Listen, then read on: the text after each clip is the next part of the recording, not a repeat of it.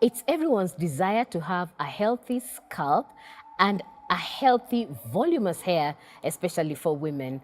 But this is not always the case. There are common hair and scalp issues that affect many women, from hair loss, receding hairline, to itchy and flaky scalp, among other conditions. Whatever concerns you have over your scalp and hair, this is the show you need to tune into, because we have a hair specialist with us. Her name is Celestine Gitau, who is a trichologist, to engage us candidly on this topic.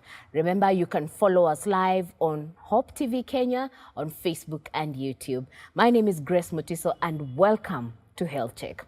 Allow me to invite Celestine. Welcome, Celestine. Good evening. You doing well? Well, I'm fine, and I'm really happy for you to have me here. You're most welcome. Yeah. You know, the first thing that struck me when I met you is your beautiful hair. Oh, thank you. Thank you so much. A beautiful hair, and I know as we proceed on with the show, we'll get some tips on how to have such kind of a hair. Absolutely. It's a dream for every woman, you know? I know, yeah. Okay. Yeah. Kindly introduce yourself and tell us who a trichologist is. So I'm a trichologist, and a trichologist is a professional who is able to effectively diagnose hair loss, treat it using the best and most effective treatment plans for both hair and scalp. So I have been doing this for half a decade now. It's something I really enjoy, and I am really happy to be here to shine some light on some of the things matters hair and scalp. Yeah. So in short, is it okay to call you doctor? Trichologist, Celestine. A doctor Wanywele. Yes, you can say it that way. Okay. Yeah. Then tell us, what's the connection between the scalp and hair growth? This is a very big connection, actually, because we cannot have good hair if we don't have a healthy scalp. Because our scalp is like it's like the garden where the flowers grow. We need to have a very healthy scalp in order so that scalp can support good growth of hair. Yeah, so there's a very, very big connection between the two. Yeah. A healthy scalp and hair. So how does a healthy scalp look like? And an unhealthy scalp, how does it look like? Help us differentiate the two. Yeah, a healthy scalp is a scalp that will not have ailments. Ailments would be in forms of, let's say, a person may have a flaky scalp, or may have inflammation, or they may have things that are not making it conducive enough for the hair to thrive. Maybe they have an infection, and infections could be in forms of bacterial infections, viral infections. They could be having genetic conditions that are still causing an unconducive environment for the hair follicles to thrive. So that's an unhealthy scalp. For us to have a healthy scalp, then we also need to ensure that how we are maintaining our scalp is appropriate. Are we using too much heat on the hair? Are we using excessive and harsh chemicals and harsh products on our hair? So if we do these things, then we end up getting an unhealthy scalp. But if we are using scalp-friendly products, we are using moderate heat, we are not doing very tight and braiding that are causing stress on the scalp, then we have a healthy scalp. Yeah. You know, you mentioned about too much heat. Yeah. What do you mean by that? You know, ladies, we love salons, and you want, by the time you leave the salon, yeah, you are slaying. So talk about excessive heat. What do you mean by that? Excessive heat is heat that is causing damage to the hair. Sometimes you might go to a salon and you find that somebody is actually even moving away from the heat, the machine that is applying heat on the hair, because it's too hot on the hair. Like the blow dryers or the styling tools. So what happens is that when you use excessive heat, your hairdresser should be able to advise on the correct amount of heat that is not going to cause damage, but it's going to help you achieve the style that you're looking at achieving with the heat styling. Because heat styling is fantastic. People get amazing styles from heat styling. But if it's not done correctly, we end up now causing more harm than good. So sometimes when you apply too much heat on the hair might either break, or we might change the chemical formation in the hair strand and end up causing a lot of hair breakage. We might get burns on the scalp if we use heat directly on the scalp. Yeah, so those are some of the things that may result from excessive heat use. Yeah. Thank you, Celestine, for that. And remember, our dear viewer, we're talking about having a healthy scalp and healthy hair. And you can engage with us at Top TV Kenya on Facebook and YouTube. We'll be glad to hear from you. You mentioned about hairdresser, Celestine. Is there a way I can identify that this has professional hairdressers who can advise me on, you know, the kind of hair I have and the products I can use on my hair? I would say that we love hairdressers. They make us look amazing. A hairdresser should be able to listen to you exactly what you really want with your hair, and also understand the language of your hair as well, because our hair is different. And sometimes the styles that may work for your type of hair may not work for my type of hair, for reasons of maybe the curl pattern or even just how the hair is, yeah?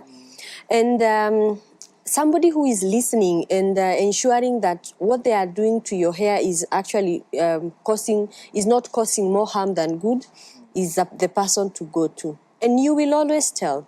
You'll find that you can stick with a hairdresser for a long period of time because you feel they really understand your hair. They know the language of your hair better than even how you do it. And you might find somebody who goes to a hairdresser and they'll be like, I think what they made my hair look or feel like is not the same way somebody else did. And I don't think they really understood what I wanted or what my hair really wanted. So it's important to have somebody who listens to both you and your hair. Yeah. What do you mean by language of hair? You know, I'm hearing that for the first time. Yeah. I never knew hair has a language. It does. By that, especially for women. We need to know that hair has a language. It does. What do you mean by that? It has a language. For example, you might find that we might both use a product, but the product works really well for me, but it doesn't work very well for you. Maybe my hair is a bit... maybe my scalp is more oily compared to your scalp. So if we use the same product, we might not really get the same results.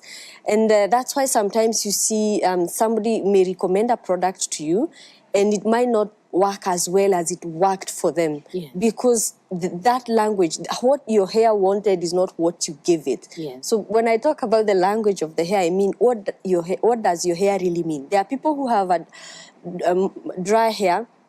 There are people who have not so dry hair. So the person who has not so dry hair using a very moisturizing product or a product that high content of oils and moisturizers might end up with hair that is not as vibrant as if compared to a person who has dry hair and they used a product that has very high moisturizing power. So it's important to understand what your hair really needs. What your hair needs is the language. Yes. Yeah. Okay. Yeah. Now let's talk about some of the common hair and scalp conditions that we have. All right. And there are many. Yeah. There are quite many. And what I would say is that what you see sometimes may be similar. We might both be having something like a flaky scalp, but we might be having two different conditions. But some of the conditions that we see mostly will be genetic thinning, where the hair is thinning at the top and it's caused by genes. What do you mean by thinning? The volume becomes less at the top, or you start seeing through your scalp. Around here? Around the top. It could also be on the entire scalp. Okay. So if you notice something that is not how your hair used to be, it's important to have it checked. And sometimes we see a lot of flaky scalp or hair loss from pulling, trauma, when we really braid our hair. Interestingly, women of African descent are the most affected by the traction, the pulling along the hairline. Yeah. Because of our tradition to braid, and not only braiding, but also locking our hair, using very tight wigs or hairstyles that are really pulling the hair towards one direction. And what happens is that over time, we strain the hair follicles and the connective tissues that hold the roots of the hair in place until eventually there is nothing to hold the hair follicle in place. So that follicle is pulled out and we end up having hair loss along the hairline. We will also see conditions that are caused by autoimmune mediated responses. And that is where your body's immune system is mistakenly identifying your follicle cells as foreign bodies and attacking them. So all these hair loss conditions will have different signs and symptoms, and they will be addressed differently. Yeah. Which is the most common one that you can say in Kenya, many women are struggling with this? It's traction alopecia. What is Traction, that means pulling. The receding hairline that comes from tight braiding along the hairline. It's very, very common.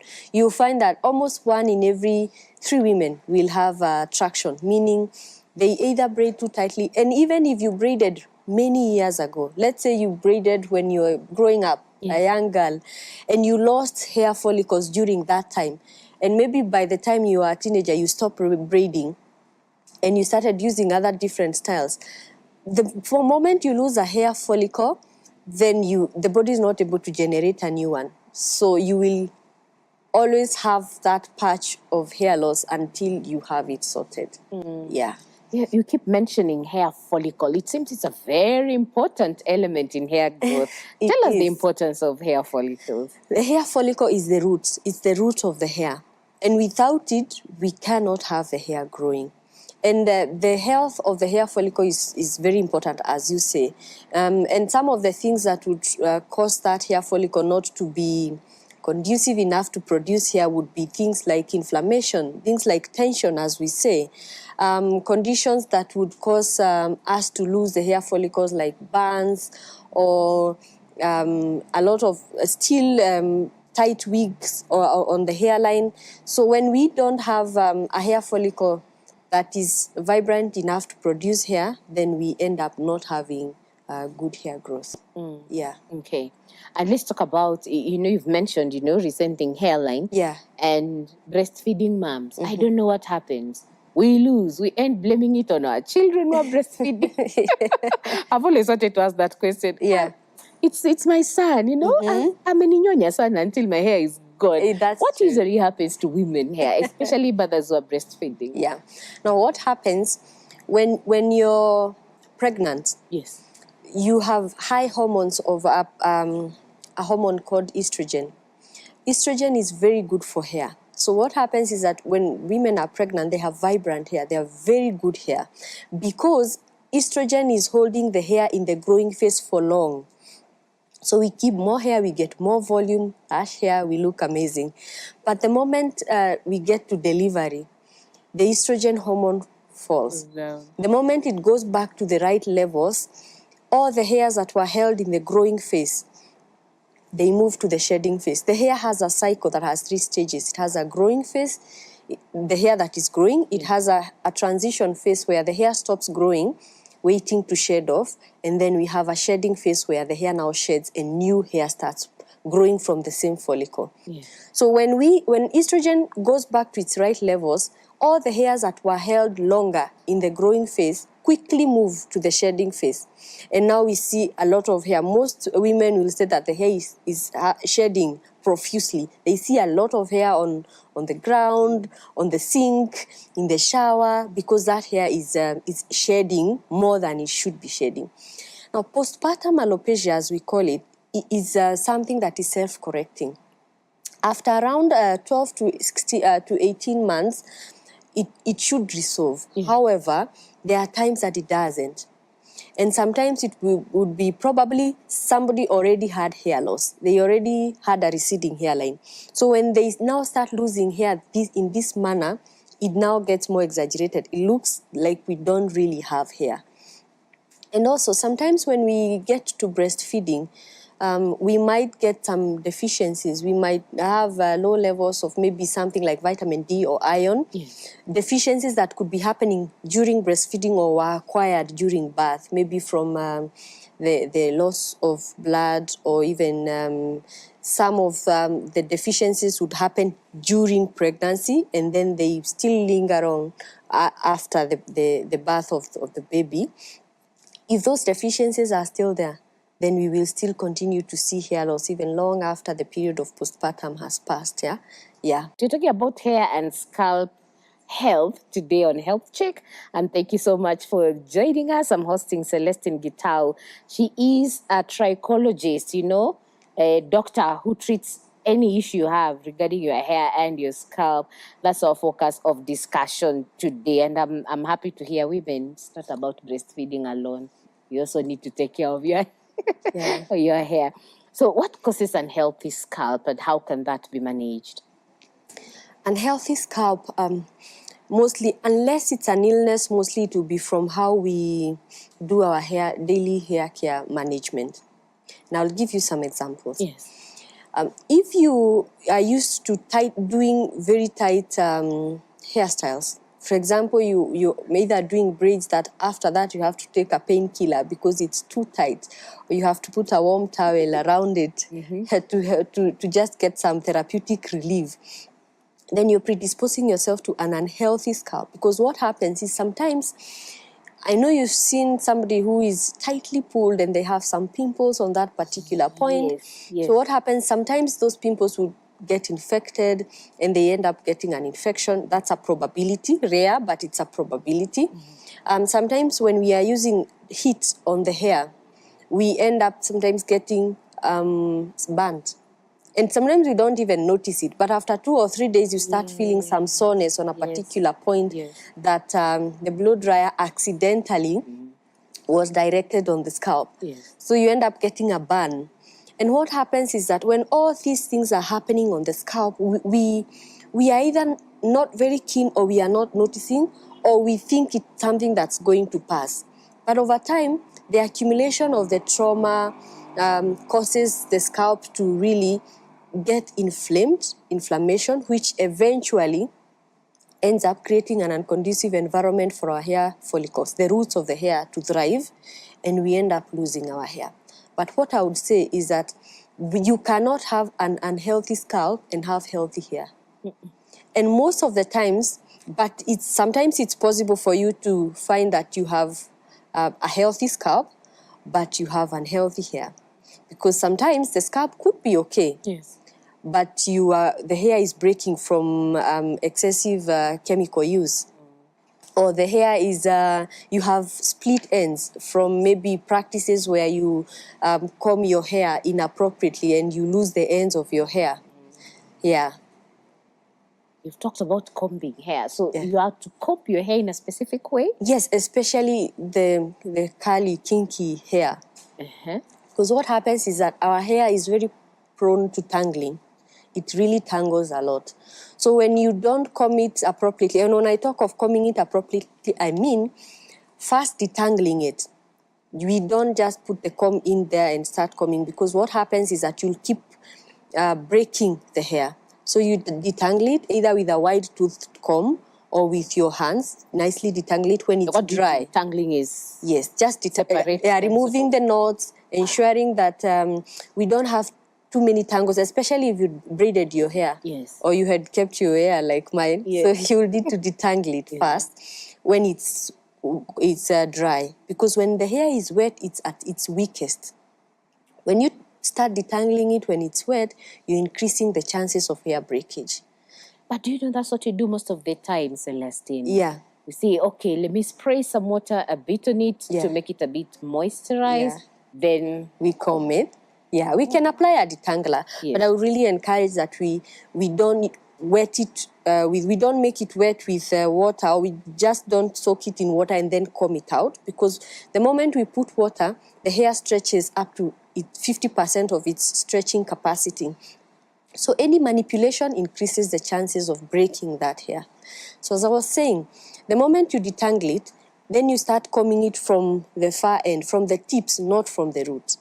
Because especially if you have long hair, and you can imagine the journey that the comb is traveling all the way from your scalp to the end of the hair, and it's causing all the damage as it breaks the hair. And then you find your comb choked with lots of hair on your comb. That's hair breakage.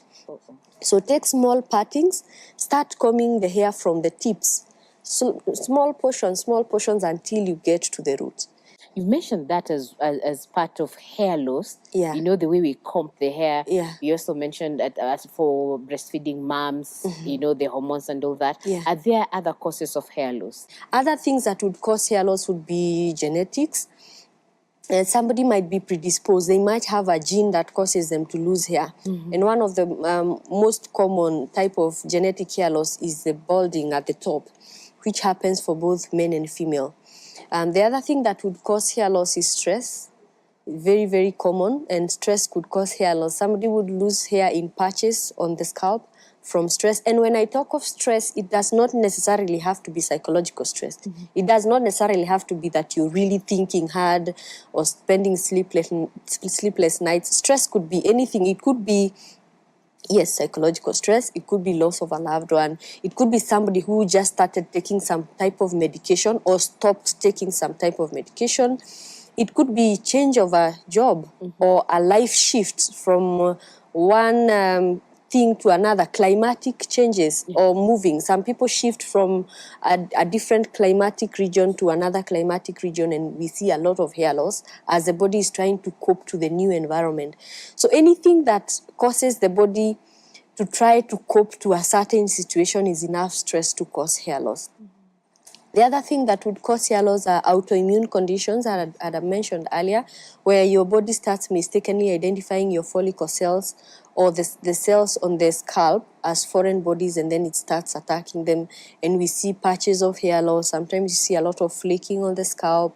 Yeah, all those things would cause hair loss. Yeah. And what would be the treatment for that? Now, you see how many I mentioned? There are very many. So just as many as they are is the treatment. And we don't have a one-size-fits-all.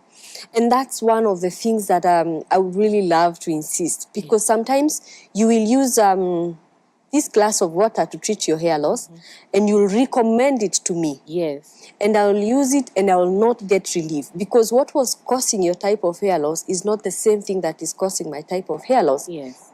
So we don't have a one-size-fits-all. For example, if a person is having flaking from autoimmune response, we would need to first settle the inflammation from that autoimmune response. Then we will start seeing a reduction or resolving of the flaking. If another person has flaking because they got an allergic reaction from a product they used, and they got something called contact dermatitis. It's an allergy of the skin reacting to a certain ingredient that the skin was allergic to. Those two people would need different treatments, as much as they are both presenting with flaking. So I would encourage that we seek professional help so that we are able to understand what exactly is causing this particular type of hair loss. And sometimes the treatment might be as little as changing the product that you are using, or just stopping a routine that you are following for your hair care, and we resolve the condition. Yes. Yeah. Interesting. Yeah. Interesting. And where do you get this treatment? Yeah, that's why as trichologists we are there, yeah? Because we are able to analyze the scalp. When you come to the clinic, what happens is that we first listen to the history. Hair has a history, hair loss.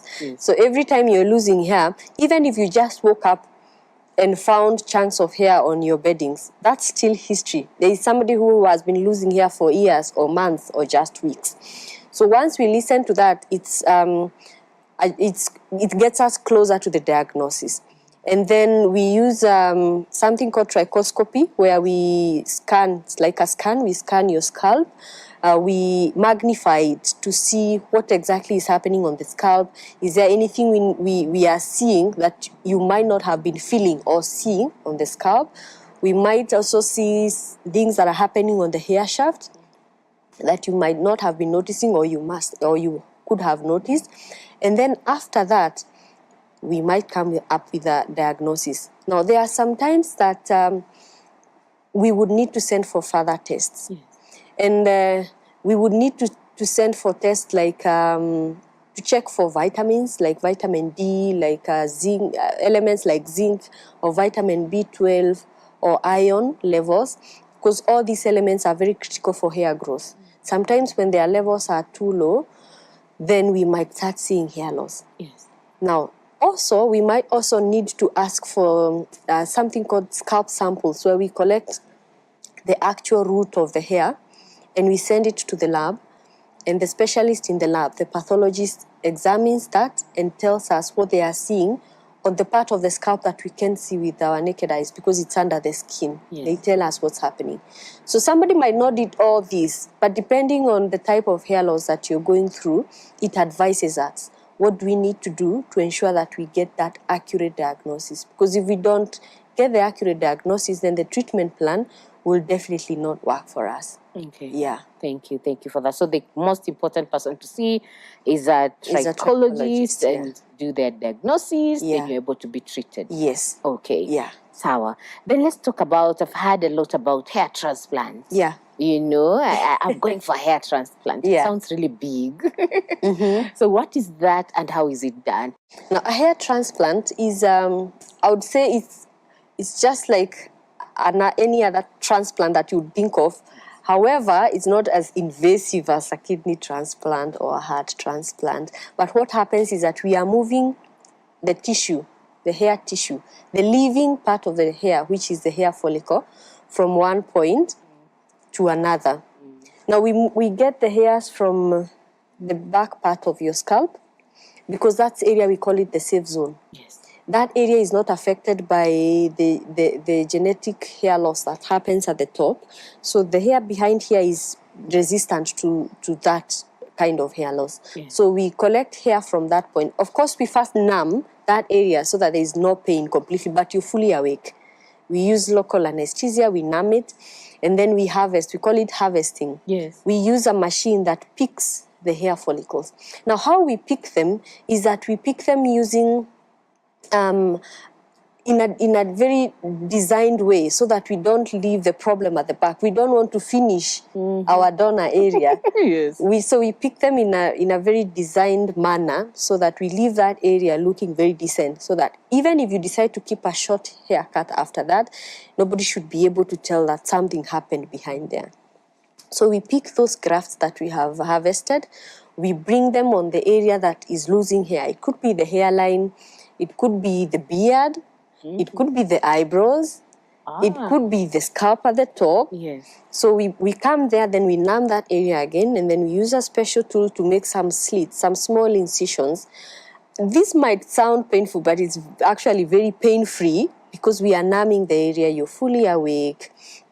Then we plant those hairs, very closely packed, so that we match the density of the hair that is on that particular point. If it's the beard, we want to match the density so that it doesn't look like it's artificial. It must look very natural to maintain a cosmetically acceptable appearance. If it's on the hairline, the same thing. Yeah. Okay. Yeah. And who qualifies for that? The person who qualifies for hair transplant is a person who has been diagnosed to have conditions that are not contraindicated for a hair transplant. For example, a person who has an autoimmune response, for example, if we did, because that means that the hair follicles are being attacked by the immune system. Yes. If we did a transplant on that particular person, it means the hair follicles that we transplant will go through the same fate. They will still be destroyed by the same immune system, unless we first treat the scalp, settle the autoimmune response, then come do the transplant later. Yes. So I still very much insist that a diagnosis is very important, because that's the only time that we can be able to triage. I would say this person can directly move from here to the transplant. This person would need to move from consultation to a treatment process, then to the transplant. Yeah. Okay. Then transplant is done. What next?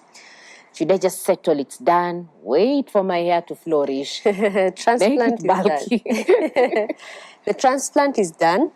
The first 7 days after the transplant is very important, because that's when the hair follicles are anchoring on the scalp. Yes. So during that time, you might need to take some special precautions during that time. The way you sleep, we show you how to sleep in order not to dislodge the grafts on the area we transplanted. We will also show you how to keep moisturizing those hair follicles just for the first 7 days. After the 7 days, we clean the area where we transplanted, and now you go back to your normal life. And now the hair will start growing.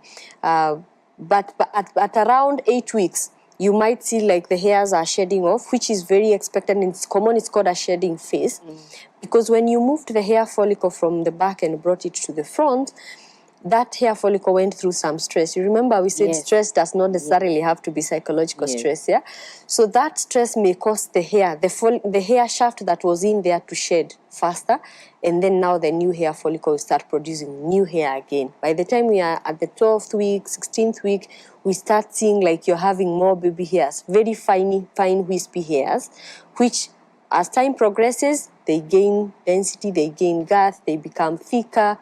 And by the time we are 1 year, which is the average time that it takes for the hair to completely grow, then we have a full head of hair. Okay. Yeah. Thank you. Can it go wrong? Can the transplant go wrong? Yes, it can. What causes that? And sometimes what would cause going wrong would mean us not getting the outcome that we were looking at. Yes. And that would mean, for example, those 7 days that you have some instructions that you need to adhere to, either you did not adhere to one or two things. For example, somebody might wear a cap or cover their scalp during that time and dislodge some of the hair follicles. Yes. And we might end up losing some of the hair follicles. Sometimes things that are beyond us would happen. Somebody might develop another systemic condition that was not part of the transplant that might destroy the hair follicles. For example, somebody might start going through chemo. Yes. After the hair transplant. Although chemo will not destroy the hair follicles, it might either slow down or make our hair follicle, make the area that was transplanted to shed hair, but that hair will grow after some time. Yes. Yeah. Okay. Yeah. Thank you. Thank you. She's Celestine Gitau, a trichologist, Daktari wa nywele, and you're focusing on your health, your hair and scalp health. I needed to say that. It's a bit a tongue twister tonight. Allow us to have a quick break right here on Health Check at Hope TV Look and Live. We'll be right back with more of this discussion.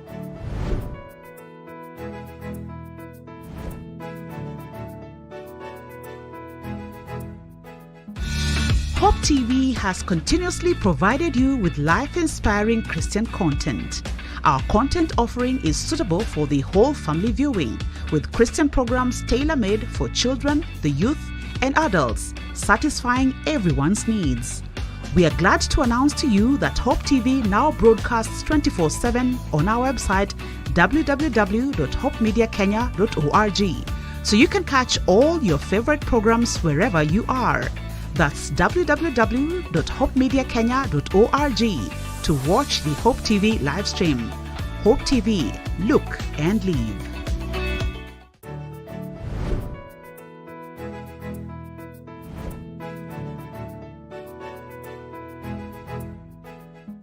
Welcome back. You are on Health Check at Hope TV Look and Live. My name is Grace Mutiso. I'm hosting Celestine Gitau, a trichologist. You're focusing on your hair and scalp health. And thank you for joining us in this conversation. By the way, we are live on Facebook and YouTube. Rush there and share these. You know, as women, we love sharing about hair manenos. Share with another lady who needs to know, even gentlemen, because Celestine indeed said if you're losing beards or you don't have and you need them, she can be able to help you out on that. Amani Monge. No, that's very true. That's very true. Okay, welcome back, Celestine. So let's talk about treatment for itchy and flaky scalp. Treatment for itchy and flaky scalp still would depend on what is causing the flaky or the itchy scalp. And some of the things that would be causing a flaky and itchy scalp would be, it would be dandruff, would cause a flaky and itchy scalp. And you see a lot of scabs on the scalp. You could get an itchy and flaky scalp from, as I said, allergic dermatitis, where you used maybe a synthetic material like a braid or a weave that did not go well with your scalp, and it reacted with your scalp and you got a lot of itching. I know sometimes you see somebody comes from the salon and after 2 to 3 days they keep saying that they are itching a lot on the scalp, and possibly it's because of that synthetic material that the hair addition that I have used on the scalp. We might also get an itchy and flaky scalp from autoimmune conditions. A flaky and itchy scalp could also be coming from genetic conditions that would cause that. So each of them would need a different treatment plan. But basically what we'll be looking at is ensuring that we restore the health of the scalp by taking away the flaking. If the flaking was accompanied by inflammation, which most of the times would be the case, we treat the inflammation. And if the flaking and the itching eventually led to loss of hair, then after we settle the primary causes, then we go ahead and restore the hair loss. Okay. Yeah. You know, tonight you're demystifying so many myths I've had. Yeah. I've had a friend go to the salon. Let me call this friend Eunice, and comes back and say, I think my hair just refused that hairdresser's hand because when she plaits me, I itch a lot. I itch a lot. So that's not true. No, it isn't. Sometimes the itching would be from the tightening, actually. When the hair is too tight, what happens is that if the immune system starts feeling like there's something that it needs to protect on the scalp because there's so much strain. Yes. So it sends a lot of the immune factors around that area, what we call the white blood cells, and we get a lot of itching. It's a response. It's the body's response trying to protect itself from the strain that we are putting it under. Yes. Yeah. Okay. Now you know, my dear viewer. So are there some irreversible hair disorders? Yes, they are there. Let's talk about them. Yeah, what happens, we call them scarring alopecia. And alopecia is a medical word that means hair loss. Most people will say they have alopecia, but what type of alopecia, what type of hair loss are you suffering from? And we call them scarring because what happens is that the root of the hair, the follicle is damaged, either by trauma or it's damaged by autoimmune responses, or there has been inflammation that has been happening over time and eventually ends up causing us to lose the hair follicles permanently. Now, when that happens, that's irreversible because we don't have existing hair follicles that we can revive. During that time, even if you apply solutions on the scalp or you use any type of product, we might not get the hair growing back unless we treat the scalp and do a hair transplant. We introduce new hair follicles there. Yeah. So as much as it might be irreversible, it can be corrected. We can get hair growing there by doing a hair transplant after treating what is causing the loss. Yeah. But the person to see is a trichologist. Absolutely. For diagnosis. Yeah. You've talked about different products. Yeah. This one, especially women. I know, Adada, you feel me. The way you go, Eunice has told me this is a good product. I'm like, yeah, I want that. Your hair looks nice. So what are some of the things I need to look out for before picking product A to use for my hair and not product B? Yeah. Now we have so many products in the market, and they will have labels that are telling us that they are good products. And most of the products tell us the truth. They will tell us that they have this particular ingredient in the product that helps to do something, a particular thing on the scalp, and they are good products. However, we still have products in the market that will have very harsh detergents in them. They will have harsh chemicals in them, and they might cause a lot of damage on the scalp. Yes. So what I would encourage is that we still listen to the language of our hair. First, let's not use so many products at the same time. We will never know what works for us. Yes. So use a product at a time. And the hairdressers come in handy because they help you understand your hair. What does your hair need? Then you can pick a product for that particular type of your hair needs. But when we keep using so many products at the same time, one, we will never know what works for us, and we never know what is causing us trouble on the scalp. So a product at a time, work alongside with your hairdresser. They know a thing or two better than ourselves as when we go to the salon, and they help us pick something that would really work for us. To find a client will come and tell me, I was recommended this product by so-and-so, and their hair looks amazing, but I've used it for so many years, but I'm not seeing any change. But when you go down to the root cause of the hair loss, maybe the first person just had hair breakage, so the product just enhanced growth, stimulated growth, and the hair grew back. But this other person has no hair follicles, so the product did not work for them. So it's very important to first understand what is causing your hair loss, get a diagnosis, then you can use a product. Okay. Yeah. Celestine, I've had a statement like you need to give your hair a break. Yeah. Is there anything like that? And does it have value for the hair? A break. There is something like giving your hair a break, but a break is relative. We need to understand what type of break are you giving your hair, Yes. so that it's not that you're giving your hair a break from excessive heat, and you're now starting to use excessive styling, tension on your hair. So what type of break are you giving your hair? But one of the breaks that I recommend mostly is braiding. Sometimes we braid our hair, we go to the salon after 3 weeks, we undo our hair and immediately redo our hair again. The cycle continues for years and years and years. We need to let our hair, give our hair some time, a break as we may call it. Because even when we lightly do our hair, we cause some strain, even if it's just some slight strain. So when we undo it, we give time for the hair, the scalp, our follicles to recover. Then we can braid it again.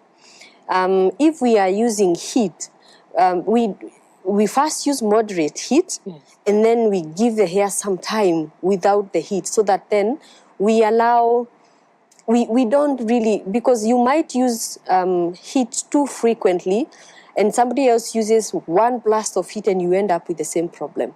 Because the more you keep exposing your hair, I'm not actually saying heat is bad, but it should be very moderated. And as I was saying, your hairdresser should be able to advise you what type of heat is okay for hair.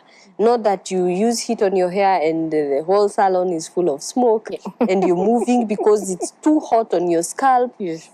Yeah, then that eventually we might not be very happy with the results of our hair. Yeah. So when I see a lot of smoke, especially blood drying, should it worry me? The hairdresser should be able to, as a client. the hairdresser should be able to explain. I am not a hairdresser. Yes. But I would tend to believe that maybe sometimes the products that they are using could be causing some of maybe vapor or something. But just ask. Sometimes we just go sit on that seat and we let the hairdresser handle our hair, but we don't ask the questions, and then we complain afterwards to our friends. But we need to ask. It's only when we ask that we understand. Is this harming my hair? Is it doing good to my hair? Because at the very end, when you and I come and have a sit down, we will just be the two of us now trying to restore the hair. So we need to keep asking questions. I really like the hairstylists who include a consultation in their practice, because that helps that hairdresser to understand this client, what are their specific needs, what are their type of hair, what products can I use and what products can I not use on their hair, so that at the end of the day, the hairstylist will keep working on the hair and we will keep having the client having healthy hair the whole time. Yeah. Okay. Now let's talk how to maintain a healthy scalp. Yeah. Yeah. The practical things we can do to maintain a healthy scalp. And I believe this also affects men, right? Yes. Both men and women. Yes. And to maintain a healthy scalp, first we have to ensure that our grooming habits are healthy. We are doing shampooing. The basics are ensuring that we're doing shampooing. We are deep conditioning our hair. And I know sometimes most people will skip the deep conditioner and use a leave-in conditioner.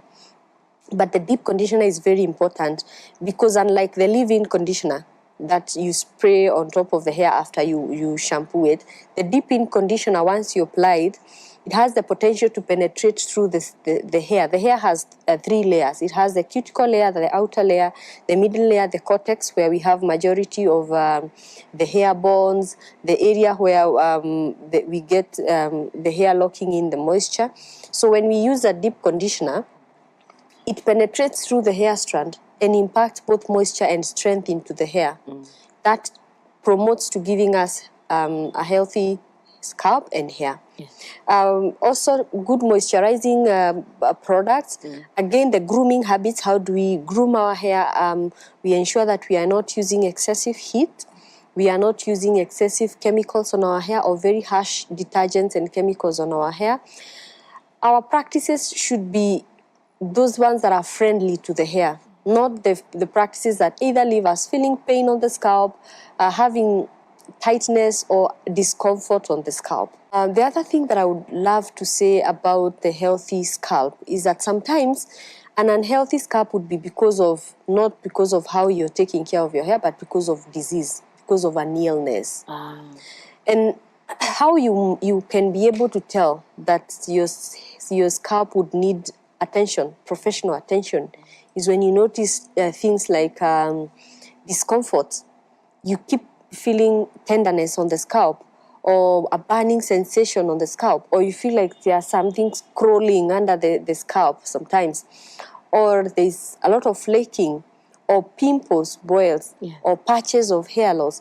Anything that I have not even mentioned, and you find that that is not normal for your scalp, let's not wait. Because the more we wait, the more it becomes more advanced, the more we risk losing our hair. And the more that the scalp condition has stayed with us, it means that we also would need more measures to take care of it. Yeah. Okay. I want us to talk about dandruff and the best way to deal with them. Yeah.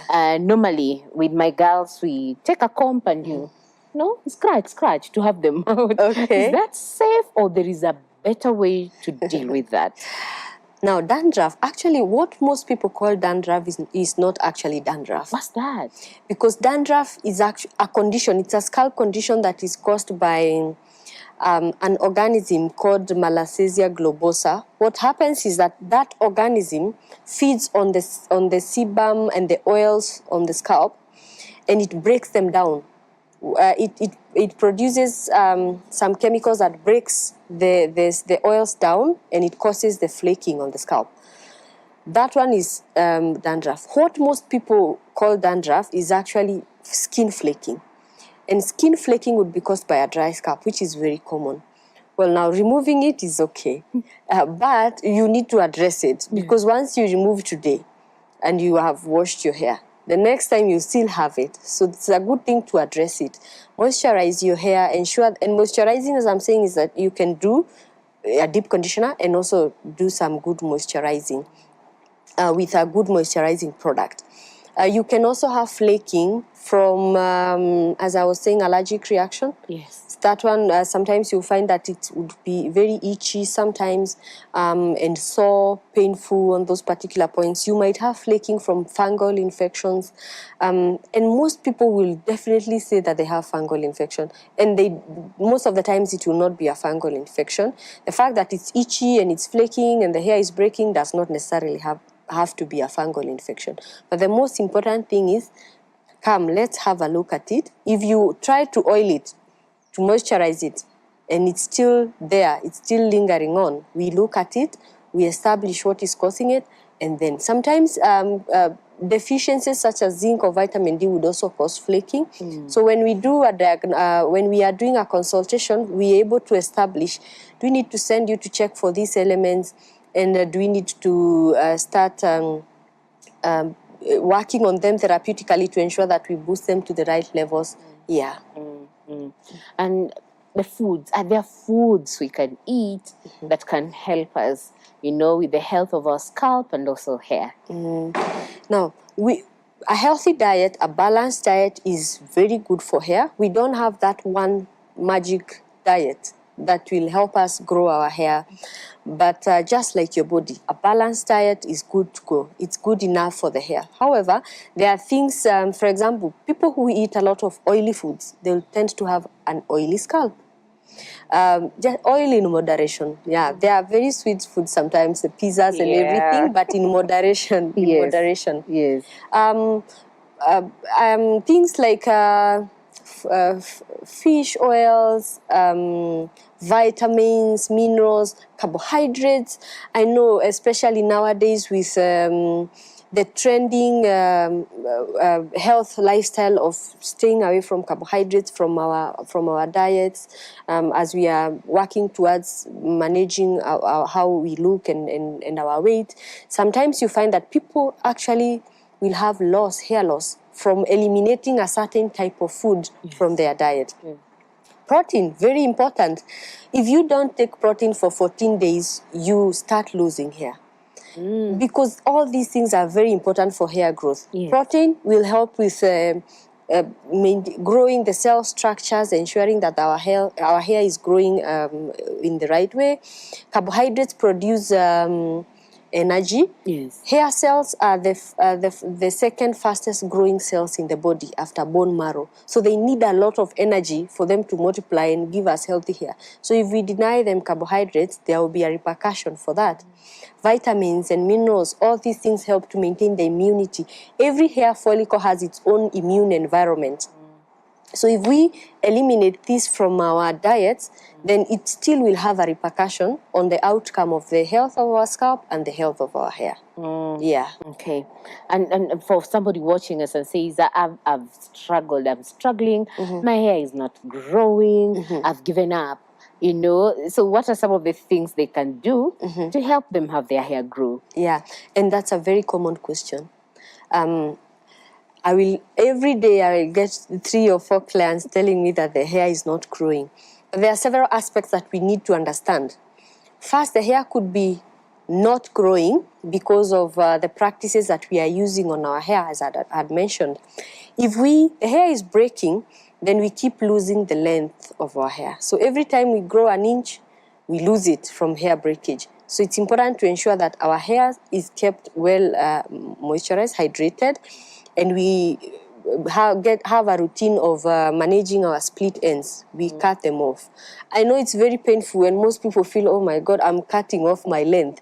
But it's actually helping you save the length of your hair. What happens? Tell us the importance of that. Of the split ends? The split ends. So what happens is that during our day-to-day routine, we cannot avoid split ends, because sometimes even wind itself would just cause split ends. So the hair splits into 2. If you don't take care of this split end, what happens is that every time it gets further down, Eventually, one will cut off, break, leave this one. Yes. It's just a matter of time before this one breaks off again. But the moment we cut it off, we trim it before it starts moving down.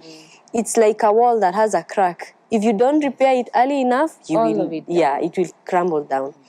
So that's the essence of managing split ends. The other thing is that sometimes, actually the length of our hair is determined by our genetics. And in 2 years for humans. You see people like Caucasians or Indians, their growth phase is longer. That's why their hair is long. Africans, our growth phase is shorter. That's why our hair does not get all the way to our waist. So what happens is, if your growth phase is 2 years, your hair might only get to your shoulder length or to your ear length. And what happens, you remember the growth cycle? Yes. The moment 2 years, the hair gets to its 2 years maximum growth, that hair drops and the follicle starts producing a new hair. So we might not get hair growing further than that. If my growth phase is 4 years, then I might get more growth than yourself, and my hair may get to my shoulder length. Now, if my hair gets there, once the 4 years are over, that new hair follicle drops that hair strand and starts producing a new hair strand. So sometimes it could be purely genetic. It's just that your hair grows up to that length. But before we get into that, we have to look into all the other measures. Do we have a healthy scalp? Do we have healthy hair? How are our grooming habits? Are we losing more length from hair breakage? Are we using so much heat? And I see this very often. We blow dry our hair and our hair looks lifeless because of too much heat, and it breaks. Every time you comb it, you see lots of hair on your comb. You're still losing on your length. Okay. Let's talk about wigs. We love wigs. Yes, we do. Do they have any effect on our scalp health and hair health? They do. And how do we put them on? They do have. But I must say that wigs are amazing. They are a versatile way of wearing our hair. We can change our hair style in a heartbeat, just changing one wig to another. But however, sometimes it could cause hair loss. If we put on our wigs and they are too tight, they end up causing either hair breakage on the area where they are sitting on, or they end up causing loss of hair follicles. I know sometimes you see when we wear the wig, especially with the cap on, the inside cap on, and you remove it, there is a very definite line along where the wig was sitting. Yes. So over time, that will cause damage to the hair, and you might now start seeing somebody getting what I was calling traction, receding hairline on that particular point. The other thing I have seen is the glue wigs, and the glue wigs.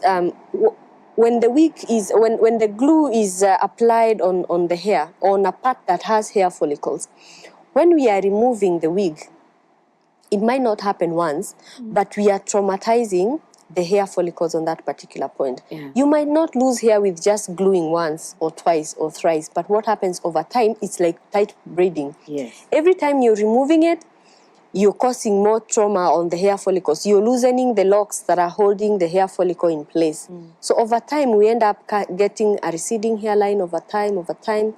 And the other thing that I've seen mostly is because the gluing is also, the glue also has some components, some chemical components. Over time, people might react to the glue or an ingredient in the glue, and it might trigger autoimmune reactions, especially at the top. A very common condition that happens to women of African descent called central centrifugal cicatrical alopecia, where because of too much trauma on a particular point, especially at the middle here, Yes.